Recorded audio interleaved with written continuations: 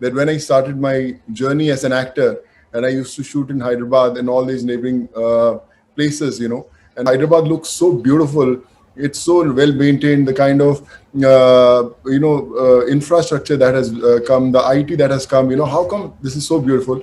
And the only name that used to come was, it's only because of Chandrababu Naidu sir, and he's the man. He's the visionary who gave this facelift to this whole state. And I always used to tell my staff and the co-actors, hey, can we take Chandrababu Naidu sir to our states also for some time, so that we can also see that progress. So I think that was my introduction to you till I met, till we connected during the COVID times. And it's really a pleasure, sir. Always, getting inspired by the great work that you have been doing. And with COVID, I think the bond has grown stronger. We have connected with so many people, so many heroes, and a small example I would like to give is that when I was sending people back home, I connected to almost 1 million people who approached me during the migrant movement. And when once the first wave subsided, and these people had their education problems, their healthcare problems, and their employment. So I started this platform called Pravasi Rozgar, which was later, called Good Worker with Temasek. We've given employment to almost close to 2 lakh people, done almost 2,400 surgeries, many in Andhra and Telangana, most of them. And, obviously education also. And I realized that people thought that second wave has subsided and everything is coming to normal. Actually, second wave started even before the second wave actually began. The second wave for me was the problems that people had because of the first wave. They had lost their jobs. They didn't have money to feed their families. They didn't have employment. They didn't have money to get treated. So actually, we were living in that second wave. But the second wave, we again, that hit the COVID thing where people were losing lives. And all these people that I connected during the first wave, all these people became my workforce. They said, sir, we are in, Vikarabad, we are in Vijayawada. So how can we help? You had helped us go back to our homes. So they became my warriors. And, I always used to say one thing, that, we can only work if you are available 24/7. It's not that, okay, I'm busy, I can give 4 hours. I said, in the middle of night, someone has a medical emergency, I'm going to call you in the middle of night that you have to help.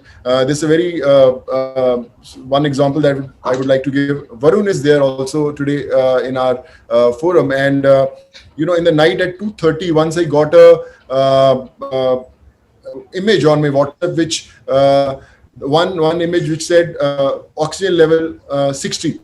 And there's no message from where that random WhatsApp became just a picture of that oximeter reading 60. So I called that guy and he said, where are you? He said, sir, I'm in Kokatpalli in Hyderabad, and this is my father's oxygen level, and I don't know whether he's going to survive or not. So I called Varun around 1:32, and whole night we were coordinating. We took him to the hospital. We gave him some emergency, oxygen levels. We improved, and then he was shifted to that hospital. And 4 days ago, he was discharged. And I said, can you send me the picture of your father? And the father was hale and hearty.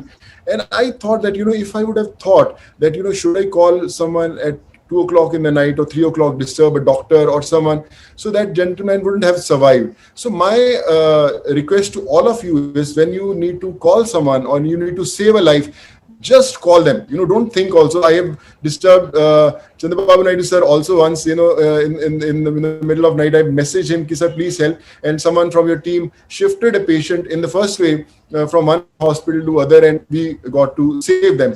So the biggest lesson that I learned during these 15 months is that don't think so that we are not capable to do something. Sometimes a lot of people say, where to start, I don't know. How to help, I don't know. I'm financially not capable to help anyone. So how can I help? I'll become one big businessman, or I'll earn a lot of money, then I'll start my help. So my suggestion to all of those people is, don't underestimate your power. You don't need money to help. You just need that one phone call to call someone for help. If someone is having a problem, you can call any one of us. That's why there's a problem. And if you are able to save that individual, I think you have done your job as a warrior. So I feel COVID is the biggest professor that the world saw. It taught us empathy. It taught us what humanity is. It taught us how a normal person can save a life. So take it as a lesson of a life, that it's not about whether you are capable of doing it or not. You have to believe you are capable of doing it. I as an individual, I always used to act. I never knew that I can get 12,500 students from places like Kyrgyzstan, Kazakhstan, Uzbekistan, Russia, Philippines, Georgia. But I got them because I believed that I can get them. I was sending medicines, I was sending injections to people, I was trying to get them ICU beds, oxygen. So I'm learning every single day. Every day I wake up, there's someone who teaches me a lesson that, Sonu, you can do it. And I try to do it. Like I said, we are starting with almost 18 oxygen plants across the states. So people say, yeah, why not Punjab? You're from Punjab. Why not Maharashtra? You are living in Maharashtra. So my first 4 plants are coming in Andhra and Telangana, one in Kurnool, Nellore, Hyderabad. We are planning, and one more place we are hunting for, which is a very genuine one. So my point is, humanity doesn't have any religion, any creed, any caste, any state. So I think we have to do and set examples for everyone. Like Sir said, when the crisis had hit, and he had gone to Odisha and Uttarakhand and all these places, I think that is the biggest example of an individual, that you can do anything if you believe that you can do it. And today, I don't know what all is written in fate, but this is our first step. So you have to, be kind to the word, and we read our lectures, whether it's history, geography, or all these classes.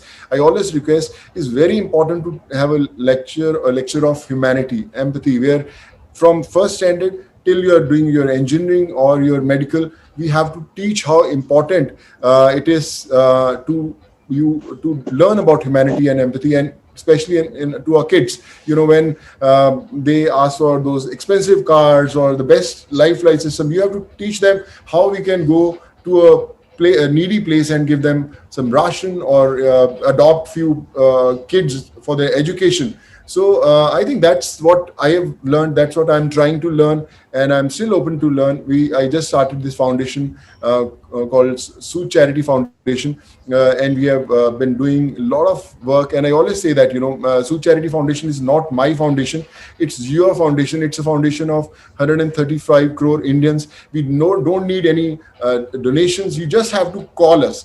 So I am from Sood Charity Foundation. We need this, sir, and we'll try to make things happen for you. And I think not much to say, but like I said, you all are heroes. And thanks a ton for making me a part of this family. And yes, I'm there to learn.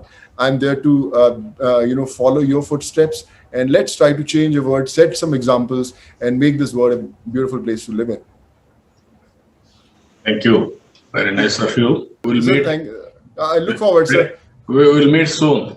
Sir, coming forward. Sir, looking forward, and I'll come and see you very, very soon there. I will come for you, sir. Earliest we'll meet. We'll work together. I'm very happy. Yes, I'm sir. proud of you. Sir. Nation is proud of you. Sir, thank you so You much. are a great icon for serving the people when there is a need. Even everybody is taking some inspiration from you. As you rightly mentioned, there is no word impossible. Everything is possible.